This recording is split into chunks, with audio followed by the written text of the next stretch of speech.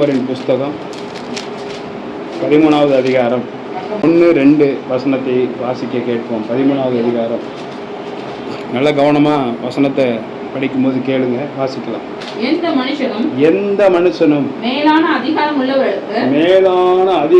உள்ளவர்களுக்கு கீழ்ப்படிய கடவன்.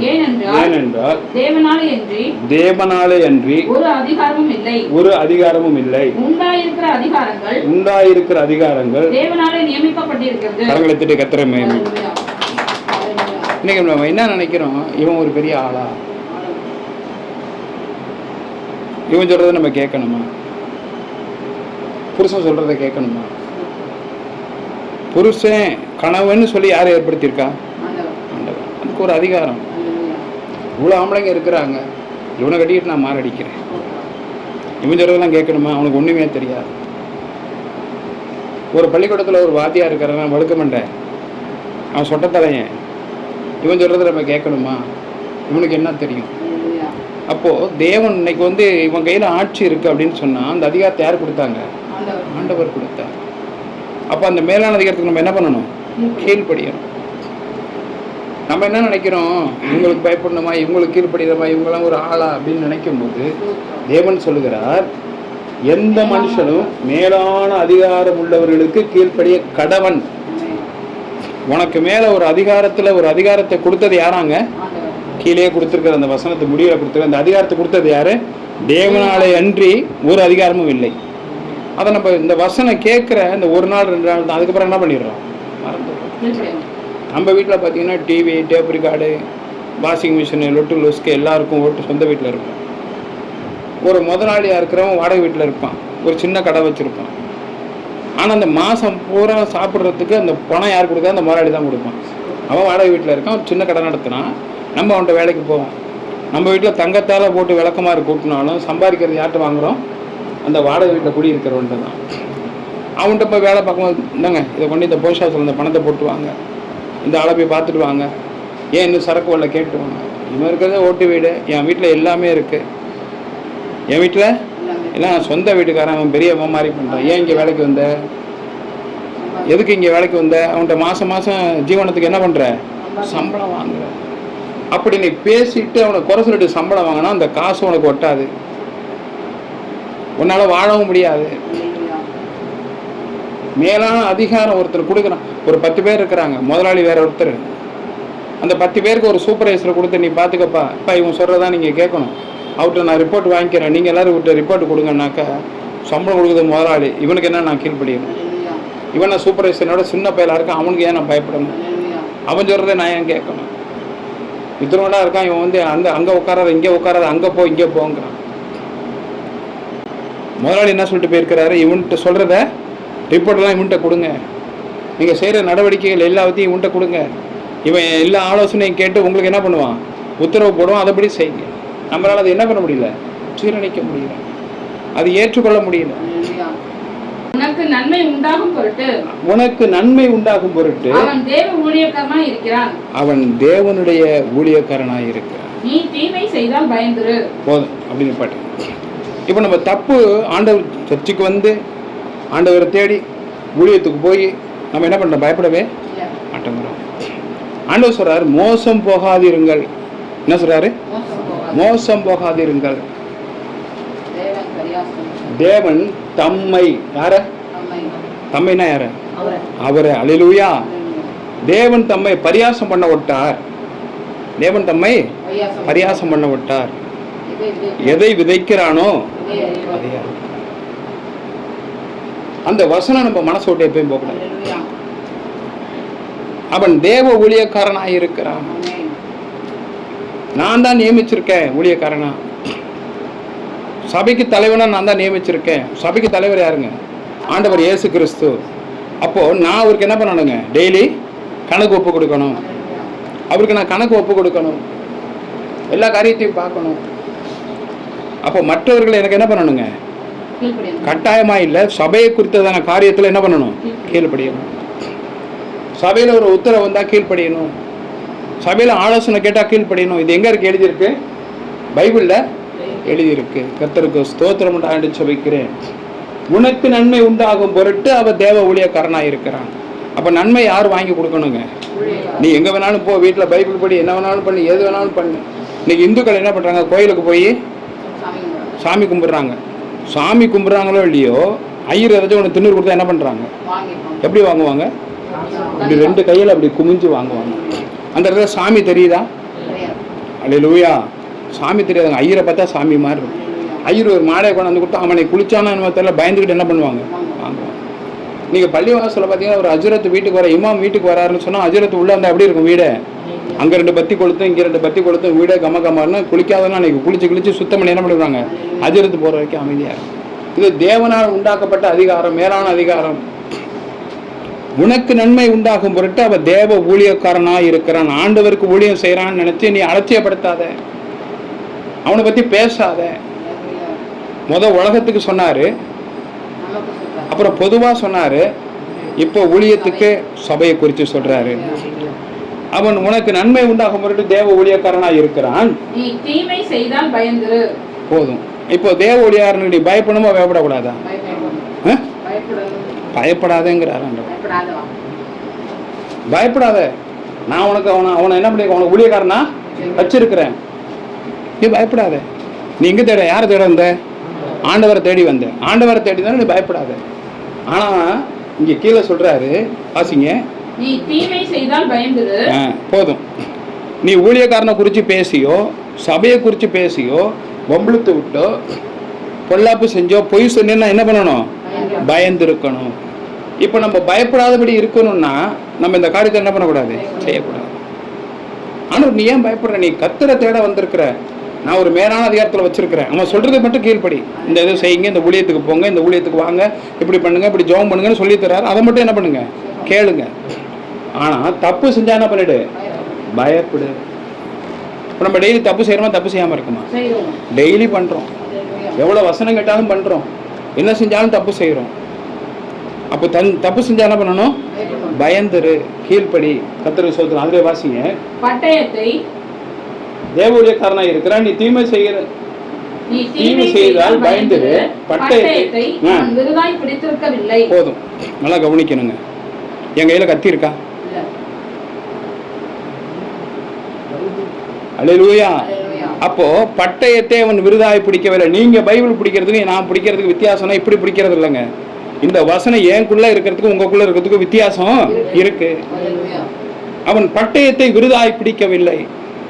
நீங்க சொல்ற வார்த்தை உங்களுக்கு திரும்பாதா இல்லை மற்றவங்கள போய் குத்தான்னு தெரியல. நான் சொல்ற வார்த்தை உங்களையும் குத்தும், என்னையும் குத்தும்.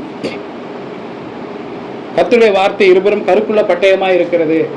நான் ஒரு வார்த்தை சொன்னேன்னா அதை தேவன் என்ன பண்றாரு? அங்கீகரிக்கிறார். மோசே சொல்லப்பட்ட வார்த்தைகள் ஒன்றும் கீழே விழவில்லை, எல்லாம் தேவ வார்த்தையா இருந்தது.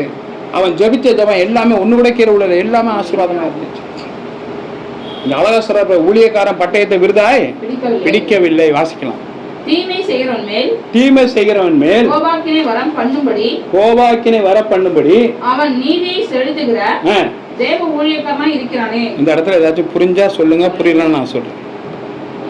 இப்ப நீங்க எனக்கு தெரிஞ்சே நீங்க தப்பு பண்றீங்க, சபைக்கு தப்பு பண்றீங்க, இல்லை என்னை குறித்து பேசுறீங்கன்னா நான் இது ஆண்டவர்கிட்ட துக்கத்தோட முறையிட்டேன்னா உங்களுக்கு உடனே என்ன கிடைக்குங்க? ஆக்கினை தீர்ப்பு கிடைக்கும். என்ன இப்படி பண்றாங்க? நம்ம எந்த பாவமும் செய்யலையே, அவங்க நன்மைக்கு வேண்டிதானே நான் செய்கிறேன். இதை ஏன் அவங்க புரிஞ்சுக்கல? எல்லாருக்காக வேண்டிதானே செய்கிறேன். தேவநாமத்துக்கு மகிமை உண்டாவதாக என்று ஜெபிக்கிறேன். 5வது வசனம். ஆகையால் நீங்கள் கோபாக்கினை நிமித்தம் மாத்திரமல்ல போதும். உங்களுக்கு தண்டனை கிடைச்சி ஒரு நோய்வாய்ப்பட்டு ஐயோ நம்ம ஊழியக்காரனை பேசிட்டோமே, சபைக்கு விரோதமாக பேசணுமே, சபையில் கொடுத்த ஆண்டவர் சொன்ன வார்த்தை எதுனா ஊழியத்துக்கு போகணும்னு சொன்னாங்க, சபையில் ஆண்டவர் கொடுத்த ஊழியத்தின்படி தானே இப்படி செஞ்சாங்க, இப்படி பண்ணிட்டாரு போயிட்டாரு, நம்ம அவருடைய பேசணுமே, அதனால தான் நம்மளுக்கு நோய் வந்துருச்சு. எப்போ நம்மளுக்கு பேச மாட்டேன்பா, எப்படி இன்னொருக்கு பேச மாட்டேன், இன்னொரு வாயை திறக்க மாட்டேன் அப்படின்னு மட்டும் சொல்லாமல் நோய் நீ கீழ்படுகிறதோட நோய் வராமல் என்ன பண்ணிடு? கீழ்படி, மனசாட்சியின்படி. அப்போ நோய் வராமல் இருக்கணும்னா எப்பயுமே என்ன பண்ணணும்? ஊழியக்காரனுக்கு பயந்திருக்க வேண்டும், கீழ்படிய வேண்டும். இந்த அதிகாரத்தை கொடுத்தது யாருங்க? ஆண்டவர். மேலான அதிகாரத்தை அவர் கொடுத்துருக்கிறாரு. நம்ம பாட்டுக்கு வாயை மூடிக்கிட்டு என்ன உத்தரவு வந்து அதை கேட்டுக்கிட்டு அதன்படி நடக்கும்போது தேவன் சகலவித ஆசீர்வாதத்தை கொடுக்க வல்லவராக இருக்கிறார். நம்மை நிரப்ப வல்லவராக இருக்கிறார். நம்மை ஆசீர்வதிக்க வல்லவராக இருக்கிறார்.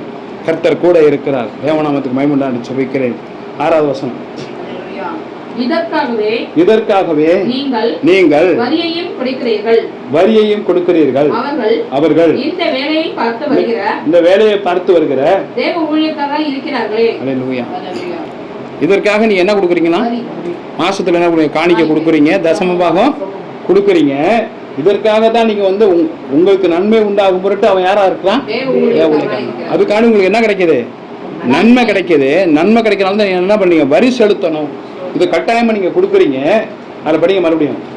இதற்காகவே நீங்கள் வரியையும் கொடுக்கிறீர்கள்.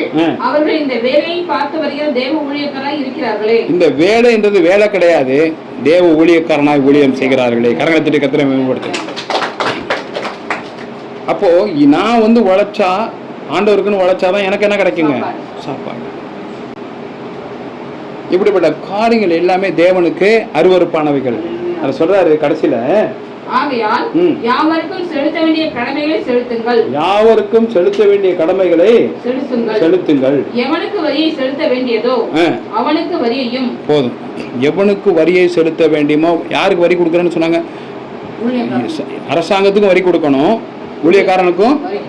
எவனுக்கு வரியை செலுத்த அவனுக்கு வரியையும், எவனுக்கு தீவையை செலுத்த வேண்டியதோ அவனுக்கு தீவையையும். தீர்வைனா கடமை. தீர்வைனா கடமை. எவனுக்கு தீர்வை கடமை. ஒரு இடத்துல வேலை பார்க்குறோம், 9 மணிக்கு வந்து வேலைக்கு போய் தண்ணி பிடிக்கணும். 6:30 மணிலேருந்து 8 மணிக்கு தண்ணி வரணும். அந்த தண்ணி என்ன பண்ணிடணும்? 8 மணிக்குள்ள பிடிக்கணும். காலம்பரை பிள்ளைங்க இந்த ஸ்கூலுக்கு போகணும்னா 9 மணிக்கு பஸ்ஸுனா கரெக்டாக 8:45 அந்த இடத்துல போய் என்ன பண்ணணும்? நிற்கணும். எவனுக்கு தீர்வை செலுத்தணும்? தீர்வை செலுத்து. எவனுக்கு பயப்பட வேண்டியதோ அவனுக்கு பயப்படுங்கள். எவனை கனம் பண்ண வேண்டியதோ எவனுக்கு மரியாதை கொடுக்க வேண்டுமோ அவனை கனம் பண்ணுங்கள். அல்லேலூயா. வணங்குதல்னு சொல்லக்கூடாது, வணக்கமும் நம்ம சொல்லக்கூடாது. யாரையும் பார்த்து வணக்கம்னு சொல்லவே கூடாது. கையெடுத்து வாங்கன்னு சொல்லலாம், வணக்கங்கன்னு சொல்லவே. வணக்கம்னு சொன்னா வணங்குதற்குரியது ஒரே ஒருவர், தேவனாய கர்த்தர். அவர் வணக்கத்திற்குரியவர், வணங்கக்கூடியவர். நம்ம வணக்கம் அப்படின்னு சொல்லவே கூடாது. வருக வருக வணக்கம்னு போட்டிருக்கோம். அந்த வார்த்தையை ஆண்டவர் அங்கீகரிக்க மாட்டார். இங்க எவனுக்கு கனம் பண்ண வேண்டியதுன்னா மரியாதை கொடுக்கணும். மரியாதை என்ன பண்ணணும்? கண்டிப்பா கொடுக்கணும். உங்களுக்கு நோய் வந்ததுக்கு அப்புறம் கீழ்ப்படுகிறத காட்டிலும், நோய் வராம யாருக்கும் பயப்படணுமா? யாருக்கு பயப்படணும்? கீழ்ப்படுகிறவங்களுக்கு நோய் வந்ததுக்கு அப்புறம் நீ பயந்து நோய் வந்து வேதனைப்படுறதோட கீழ்ப்படிஞ்சிரு, உனக்கு ஒரு குறையும் இல்லை. தேவநாமத்துக்கு மகிமை உண்டாகட்டும் வைக்கிறேன். மத்தேயின் புஸ்தகம் 10வது அதிகாரம்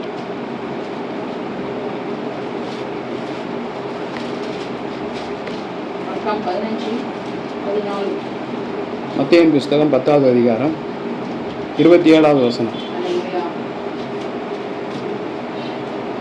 நான் உங்களுக்கு இருளிலே சொல்லுகிறதை நீங்கள் வெளிச்சத்திலே சொல்லுங்கள். அந்த வசனம் அதிலே தானே இருக்கு. காதிலே கேட்கிறதை நீங்கள் வீடுகளின் மேல் பிரசித்தம் பண்ணுங்கள். நான் உங்களுக்கு இருளிலே சொல்லுகிறதை நீங்கள் வெளிச்சத்திலே சொல்லுங்கள்.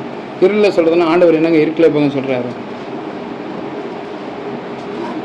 ஆண்டவர் இருட்டில் சொல்றேன்னு போட்டிருக்கே, இருட்டில் எப்போ சொல்றாரு நம்மளுக்கு? தம்பி, இருட்டில் எப்போ சொல்றாரு? மறுபடியும் வாசி. போதும். என்ன சொல்றாரு? நான் உங்களுக்கு இருளிலே சொல்லுகிறதை வெளிச்சத்திலே சொல்லுங்கள். ஆண்டவர் எப்ப இருட்டில் பேசுறாரு? நைட் 1 மணிக்கு பேசுறாரு, 2 மணிக்கு பேசுறாரு?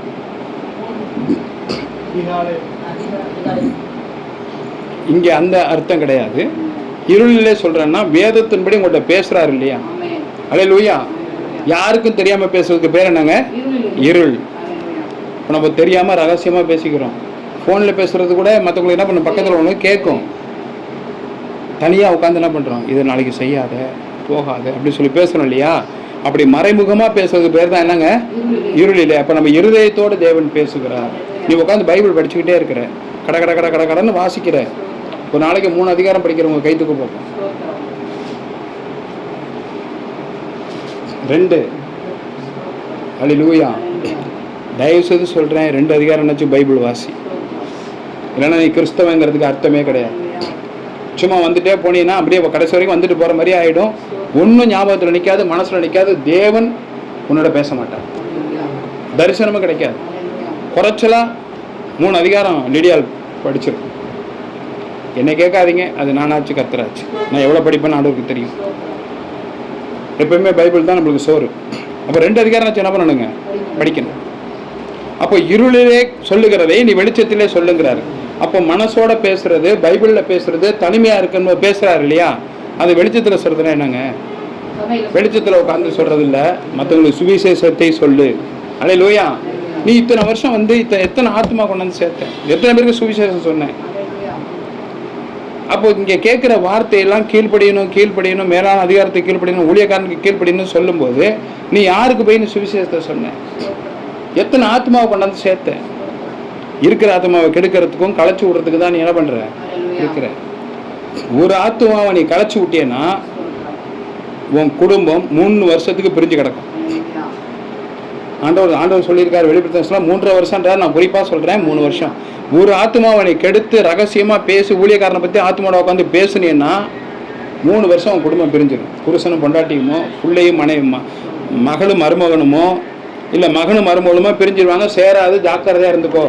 இது தேவ ரகசியம் சொல்லக்கூடாது சொல்கிறேன். ஒரு ஆத்மாவை கெடுத்தீங்கன்னா அப்போ இருளிலே நீ கட்டுறதை என்ன பண்ணணும்? வெளிச்சத்திலே சுவிசேஷத்தை சொல்லணும். உன்னால் ஒரு ஆத்மாவை கூட்டி சேர்க்க முடியல, ஊழியம் செய்ய முடியலன்னு சொன்னால் நீ என்ன பண்ணணும்? ரகசியமாக ஊழியக்காரனை பற்றி யாரோட பேசாதே. பேசி அவங்க ஜெயிக்கிறேன்னு பார்த்தா நீ ஜெயிக்கணும். சரி, அவங்க ஜெயிக்கிறான்னு ஒரு கிளாஸ் டீக்கோ ஒரு வேளை சோத்துக்கோ நீ கூட போனீங்கன்னா உன் குடும்பம் பிரிஞ்சு நிற்கும் போது அவங்களால காப்பாற்ற முடியாது. அப்போ நன்மை உண்டாகும் மட்டும், உனக்கு நன்மை உண்டாகும் மட்டும் தேவ ஊழியக்காரனாக இருக்கிற ஊழியக்காரன் தான் வரணும். அப்போ அவன் காலில் தான் போய் விழுவணும். நீ மோகன் கிளாஸஸ் வந்தாலும் காப்பாற்ற முடியாது. அப்போ யார் உனக்கு ஆவிக்குரிய தகப்பா இருக்குன்னா அவன் தான் என்ன பண்ணணும்? வரணும்.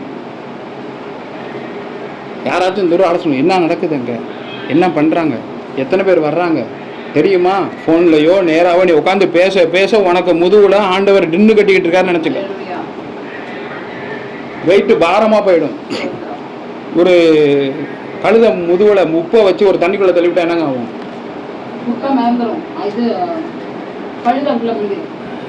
உப்பை கட்டி ஒரு உப்பை கட்டி ஒரு ஆற்றுல ஒரு கழுதையை தொடங்க விட்டோம்னா இந்த கழுதை கரைக்கு போகிறதுல உப்பு என்ன பண்ணிடும்? கரைஞ்சிடும். கழுதைக்கு இலகுவாயிடும். அதே ஒரு பஞ்சு மூட்டையை முதுகுல கட்டும் போது எப்படி இருக்குங்க? சந்தோஷமா இருக்கு. நீ மற்றவங்களோட உட்காந்து கதை பேசுறீல்ல, ஆத்துமாவோட உட்காந்து கதை பேசி ஆத்துமாவளம் கெடுக்கிறீல்ல, சிரிக்கிறீல்ல, பஞ்சு மூட்டை மச்ச மாதிரி இருக்கும். கடைசியில் ஆண்டவர் தண்ணியில் தள்ளி விட்டுருவார். அந்த பஞ்சில் தண்ணி ஏறினது எப்படி இருக்குங்க? வெயிட் ஆகிடும். வாழ்க்கை அப்படி போயிடும். இல்லை, அதான் பேசும்போது சந்தோஷமா பேசிக்கிட்டு இருப்பேன். அப்புறம் பாரத்தை தூக்கி வைக்கும் போது தான் தெரியும் இந்த மூட்டை யாரை வைக்கணும்னா ஊழியக்காரன் தான் வைக்கணும். ஆண்டவர் வைப்பாரு, ஊழியக்காரன் தான் வைக்கணும். இதுக்கு ஒரு சாட்சி யாராச்சும் சொல்லுங்க நான் பார்ப்போம். இப்போ நான் சொன்னதுக்கு ஒரு சாட்சி சொல்லுங்க பார்ப்போம். கழுதை மேலே மூட்டையை வைக்கிறது ஆண்டவர், இலகுவான மூட்டையை. அதை வெயிட் ஆனதுக்கப்புறம் இந்த மூட்டையை இறக்கி வைக்கிறது ஊழியக்காரன். அது ஏதோ ஒரு உதாரணம். அல்லேலூயா. அந்த பொண்ணை ஆண்டவர் என்ன பண்ணாரு? கடினப்படுத்தி பெட்டில் கொண்டு போட்டாரு. இப்போ ஏன் மூலியமா ஜெபத்தை கேட்டு விடுதலை கொடுத்துருக்காரு. அதை விட பைபிளை வச்சு சொல்லுவான், என்னை விட்டுருங்க, அது தூக்கி குப்பையில போடுங்க. 1000 அற்புதம் பைபிளில் உள்ளதை பற்றி பார்த்தீங்கன்னா, எசேக்கியா என்ன பண்ணப்பட்டான்? வியாதி வந்துச்சு. அந்த வியாதி இருக்குன்னு யாருங்க போய் சொன்னது? தீர்க்கதரிசி போய் சொன்னாரு. வியாதியை வச்சதுங்க ஆண்டவர். மறுபடியும் வியாதியை எடுக்கணும்னு சொல்லி ஆண்டவர் எடுத்தது, வியாதியை எடுத்து போட்டது யாருங்க? ஆண்டவர் தான் எடுத்து போட்டார். யார் மூலியமா? ஊழியக்காரன். இதை மறந்துடாத. ஊழியக்காரன் மூலியமா தான் செய்யணும் உனக்கு. நீ இப்போ லகுவான வேலை பார்த்துக்கிட்டு இருப்ப, யாருக்கிட்டாச்சும் உட்காந்து பல்ல காட்டி சிரிப்ப, கூட்டமாக இருக்கு பாஸ்ட்டுக்கு தெரியாதுன்னு நினைப்ப. அங்கே போய் உட்காரும் போது நீ மாட்டும் போது இருக்கிறது பஞ்சு மூட்டையே தெரியாது, அப்படியே காற்றுல இருக்க மாதிரி இருக்கும். பஞ்சு தண்ணியில் நினைச்சிருவார் ஆண்டவர். அதுக்கப்புறம் அதை தூக்க முடியாமல் பஞ்சும் காயாது, தண்ணியிலேருந்து உன்னால் எந்திரிக்கவும் முடியாது. அப்போ ஊழியக்காரனுக்கு தான் நீ என்ன பண்ணணும்? கண்ணீர் விட்டு ஆண்டவர்கிட்ட வேறே நாங்கள் இலக பார்க்கணும். இப்போ ஊழியக்காரமே ஆண்டவர்கிட்ட ப்ரேயர் பண்ணும்போது ஆண்டவர் சொன்னாரு, உனக்கு இந்த 15 வருஷம் ஆயுசு என்ன பண்றேன், கூட்டி கொடுக்குறேன்னு சொன்னது யாருங்க? ஏசாயா தீர்க்கதரிசி என்ன பண்றான், உனக்கு 15 வயசு ஆயுசை கூட்டிடுவார், எந்திரி. அப்ப ஆண்டவர் பேச மாட்டார். அல்லேலூயா. ஜாக்கிரதையாயிரு, ரொம்ப ரொம்ப ஜாக்கிரதையாயிரு. கூடி பேசாத, குறை சொல்லாத. ஒரு ஊழியமோ ஒரு காரியமோ சபையை குறித்து ஆண்டவர் பேசுனாருன்னா முடிஞ்சு போச்சு. இது கொடுத்துருக்காங்க, நான் ஆண்டவருக்கு பயந்து செய்கிறேன். இந்த காதில் வாங்கி படித்தானதுக்கப்புறம் நீ போனீங்கன்னா பஞ்சு மூட்டை தண்ணி மூட்டையாக மாறிடும். தேவநாமத்துக்கு மகிமை உண்டாக வைக்கிறேன். 28வது வசனம், 27. நான் இருளிலே சொல்லுகிறதே வெளிச்சத்தில் போதும். அப்ப நீங்க என்ன பண்ணணும், ஆண்டவர் உங்களோட பேசின வார்த்தையை இருளில் பேசணும், சாட்சியா என்ன பண்ணணும், ஆலயத்தில் அறிவிக்கணும். நீங்க அறிவிக்கணும், மேற்கொண்டு அதை கொண்டு போய் என்ன பண்ணணும், இந்த மாதிரி நடந்துச்சுங்க, ஒரு அற்புதம் செய்தாருன்னு சுவிசேஷமா சொல்லணும். அப்போ உங்களுக்கு மேலான அதிகாரம் கொடுத்திருக்கிறார், விசுவாசிங்கிற அதிகாரம், பைபிளை சுமக்கிற அதிகாரம். அப்ப அதை வந்துட்டு நீ போய் நன்மையை மட்டும் வாங்கி விட்டுருக்க கூடாது. அப்ப என்ன பண்ணணும், உங்களோட பேசுனதை சபையில சாட்சியா சொல்லணும், 4 பேருக்கு சுவிசேஷத்தை சொல்லணும். காதிலே நீ கேட்டுக்கொண்டு இருக்கிற வசனத்தை நீங்கள் வீடுகள் மேல் பிரசித்தம் பண்ணுங்கள். அப்ப வீடு வீடா என்ன பண்ணணும், போய் சொல்லல. யாரெல்லாம் புதுசா சந்திக்கிறியோ அவங்களுக்கு சுவிசேஷத்தை என்ன பண்ணணும், தேவன் தம்மை பரியாசம் பண்ண விட்டார். ஆண்டவரை துக்கப்படுத்துற மாதிரி, வேதனைப்படுத்துற மாதிரி, பரியாசம் பண்ற மாதிரி அவர் அந்த மாதிரி நடந்துக்கவே மாட்டாரு. உடனே தண்டனை தான். எதை விதைக்கிறானோ அதையே அறுப்பான். நீ என்ன சரியா உடனே 4 பேர் பேசுவாங்க. நீ 2 ஆத்மாவை கெடுத்து விட்டீங்கன்னா உன் குடும்பத்துல உன் குடும்பம், மருமகன், பிள்ளைங்க எல்லாம் செதறி போய் பிரிஞ்சிருவாங்க. மோமிட்ட விட்ட போயிடுவாங்க. இதெல்லாம் ஆண்டவர் எச்சரிக்கிறார். தேவநாமத்துக்கு மகிமை உண்டாக சொல்லிக்கிறேன். 28வது வசனம், 27 படிச்சாச்சா? 28 படிங்க.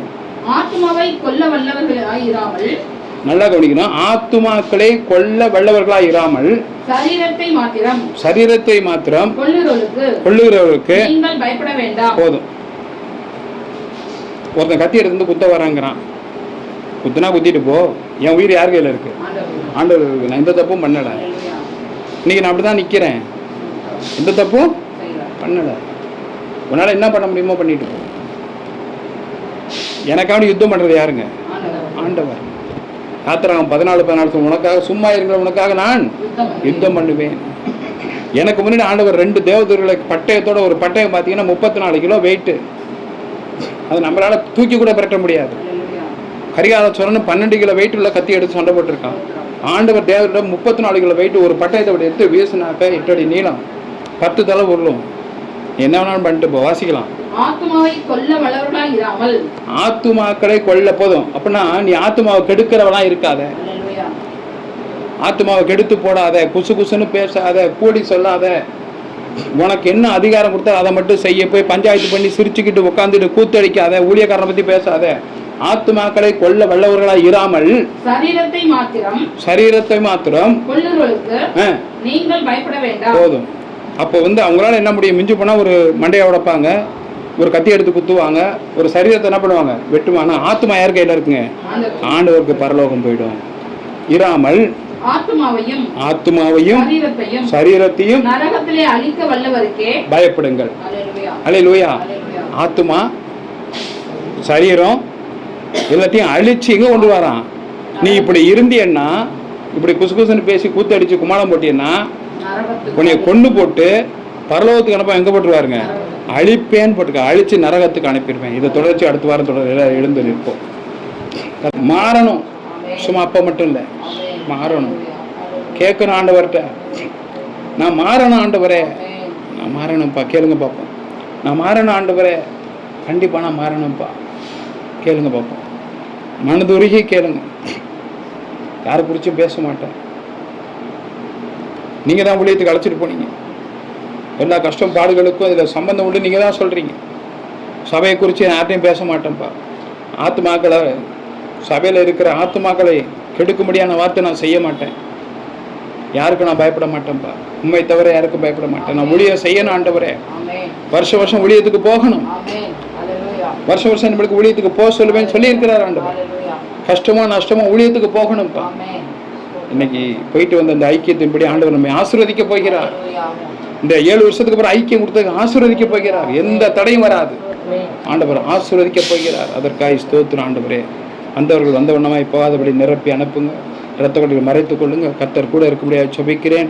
பாதுகாத்துக் கொள்ளுங்க, ஆசீர்வதிங்க. கர்த்தர் இயேசு கிறிஸ்து நாமத்திலே சுபிக்கிறேன். ஆண்டவரே, ஒவ்வொருவரையும் பொறுப்படுத்திக் கொள்ளுங்கப்பா. என் ஆத்துமாவே கர்த்தரை ஸ்தோத்திரி, என் முழு உள்ளமே பரிசுத்த நாமத்தை ஸ்தோத்திரி. என் ஆத்துமாவே கர்த்தரை ஸ்தோத்திரி, அவர் செய்த சகல முகாமையும் மறவாதே. ஆமென்.